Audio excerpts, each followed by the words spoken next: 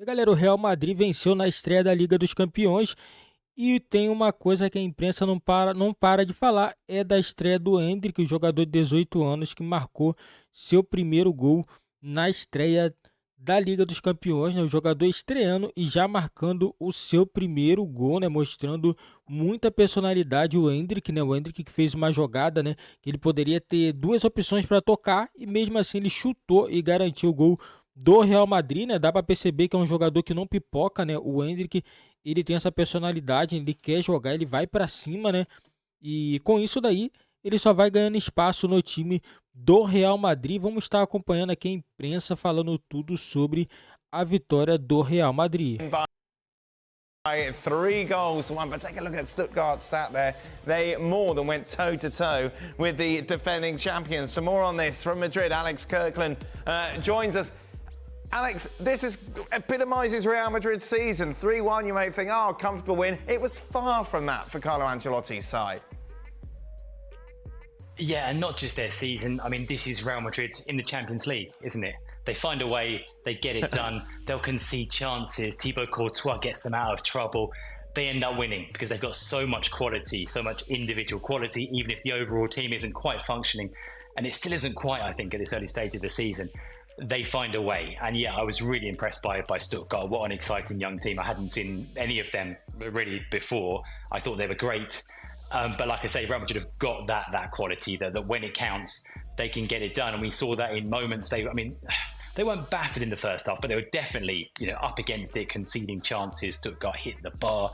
And then Madrid's, quick change at halftime. The defence was an issue, of course, with three fullbacks in the back four. There was that halftime change. Militao came on.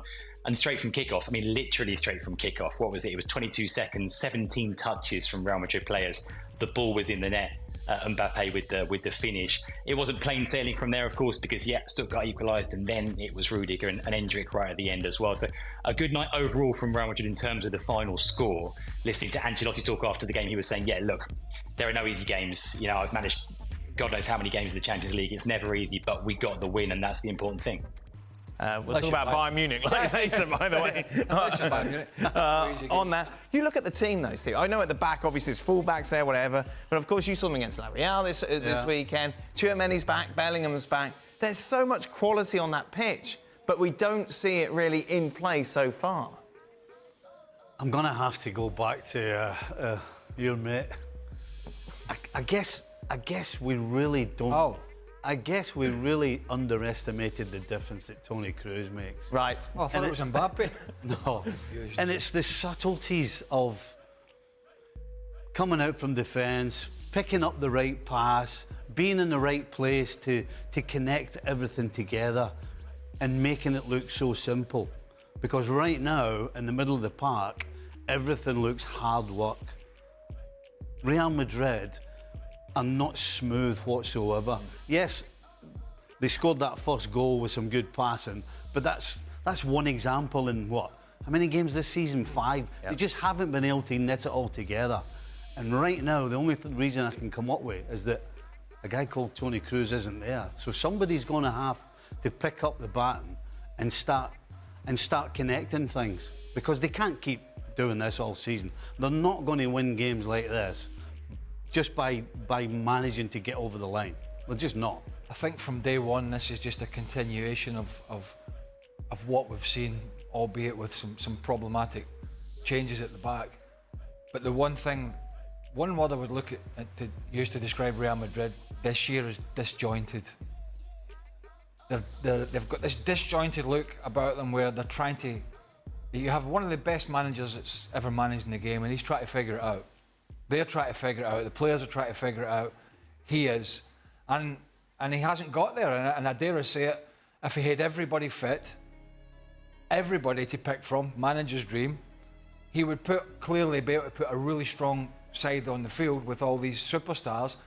But it's still a sort of figuring out period of where with Mbappe in, how's that affecting Vinicius? How's it affecting Rodrigo? Where can I play Jude Bellingham that's most effective from him? Can I play him in the same position I did last year?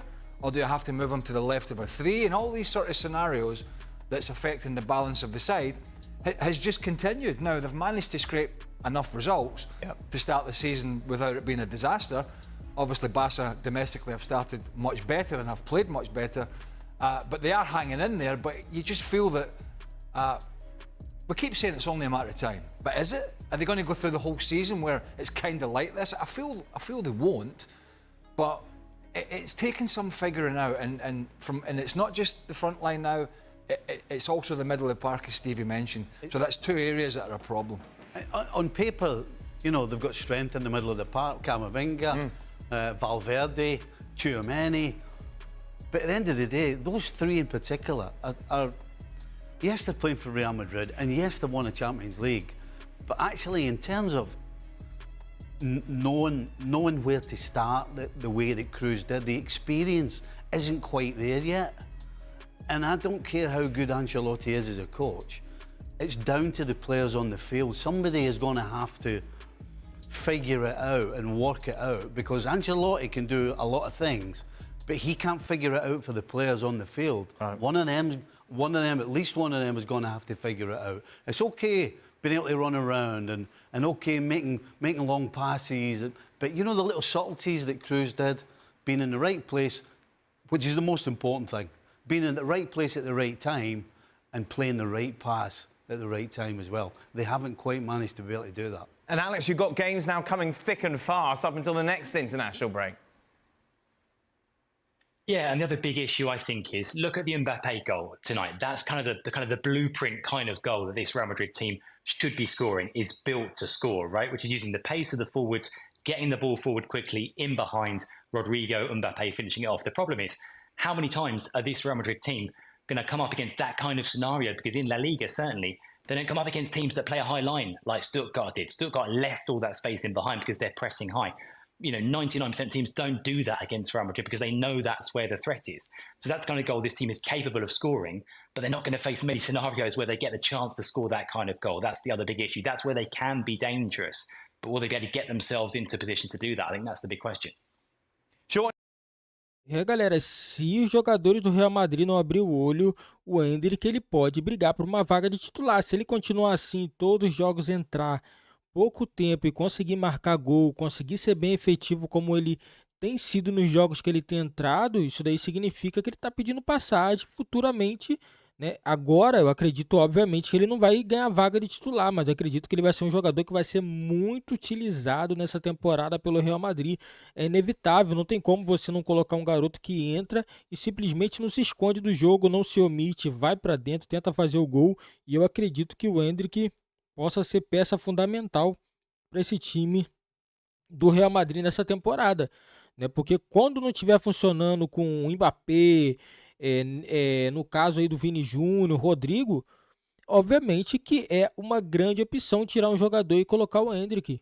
Isso daí é certo, é um jogador que vai para dentro, é um jogador que não tem medo de jogar, e eu acredito que ele vai ser uma peça fundamental nessa temporada para a equipe do Real Madrid, principalmente na Liga dos Campeões, que é uma competição muito difícil, onde tem muitas reviravoltas. Você vê que o Real Madrid, toda a Champions é isso, está atrás do placar, daqui a pouco vai lá, consegue resolver, e esse ano o Real Madrid vai ter que mostrar novamente que é capaz de fazer essas viradas dentro dessa competição, e vamos ver se o Real Madrid vai conseguir mais um título, né, que seria o primeiro título do Mbappé numa Liga dos Campeões. Vamos ver, né, ele veio para o Real Madrid para isso, para poder tentar o título. Vamos ver se nessa temporada ele vai conseguir desempenhar um bom futebol e levantar essa tão sonhada taça que é da Champions League.